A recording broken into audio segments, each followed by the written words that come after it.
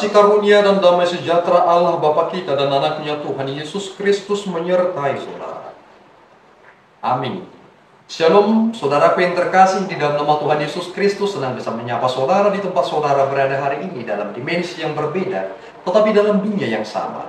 Sebagai insan yang diciptakan untuk Tuhan sebelum melakukan rangkaian aktivitas kita pada hari ini, marilah kita mengawalinya dengan mendengarkan firman Tuhan. Shalom, firman Tuhan untuk renungan kita hari ini diambil dari kitab Yeremia 31 ayat 14. Demikian bunyinya. Aku akan memuaskan jiwa para imam dengan kelimpahan, dan umatku akan menjadi kenyang dengan kebajikanku. Demikianlah firman Tuhan. Amin.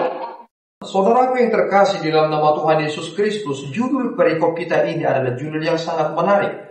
Judulnya adalah Perjanjian Baru. Ketika kita membaca dari ayat pertama hingga ayat yang ke-14, ini menunjukkan bahwasanya Tuhan mengumpulkan kembali. Dan kemudian kita melihat di bagian manakah Tuhan telah mengumpulkan kembali. Allah berkata bahwa Efraim menjadi anak sulungnya, dan kita mengetahui bahwasanya Efraim dan Manasye, kita mengetahui siapa yang menjadi anak sulung. Tetapi Tuhan mengatakan bahwa Efraim adalah anak sulungnya. Dan kita kemudian memikirkan hal apa yang kemudian terjadi di dunia ini.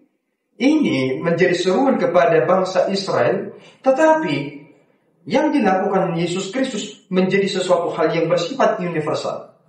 Tujuan pertama Yesus Kristus adalah tentu akan mengumpulkan kembali bangsa Israel.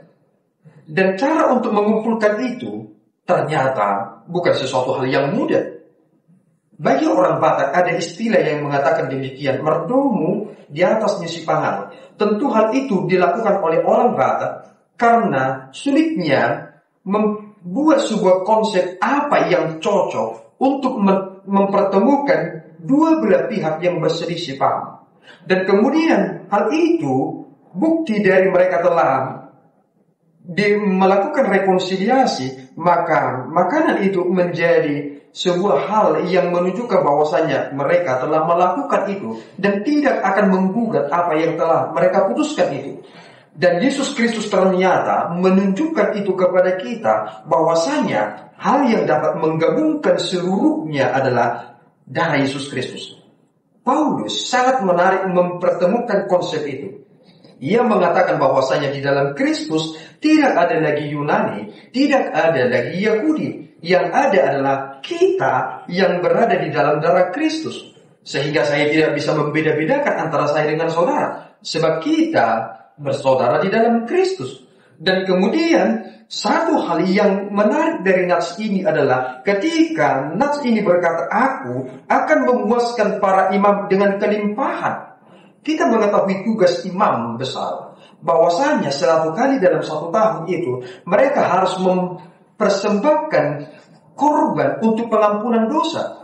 Mereka memiliki proses yang panjang, terlebih terkait tentang hal-hal yang mereka harus jaga dalam diri mereka. Mereka harus menjaga tentang kekudusan diri mereka dari hal-hal yang dinajiskan sesuai dengan aturan yang ada di dalam perjanjian lama.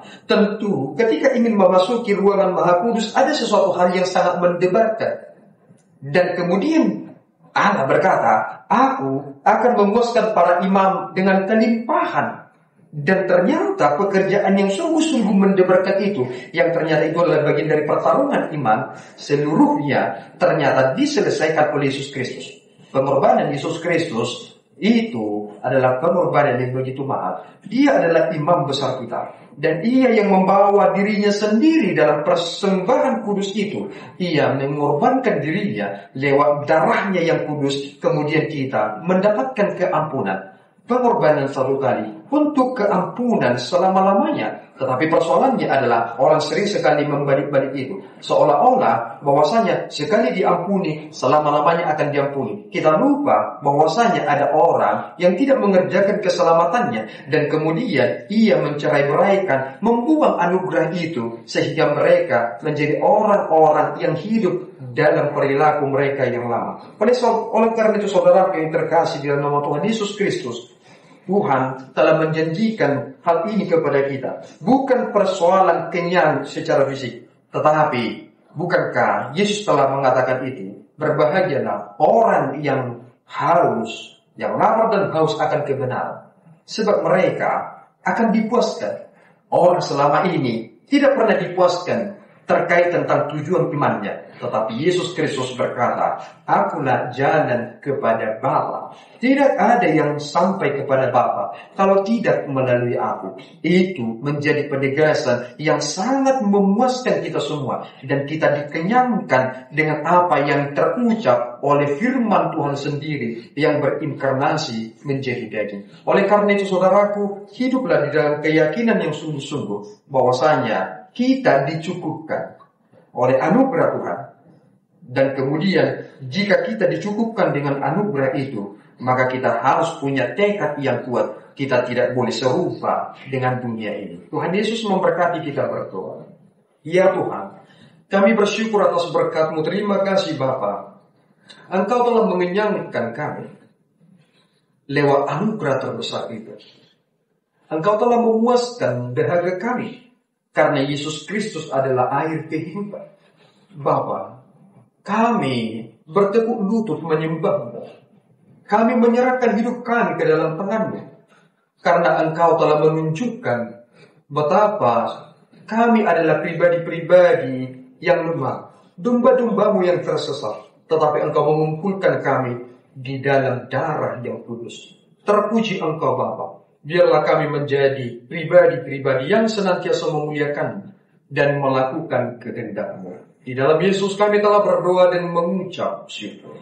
Anugerah Tuhan kita Yesus Kristus, kasih setia Allah Bapa dan persekutuan Roh Kudus menyertai saudara. Amin. Tuhan Yesus memberkati.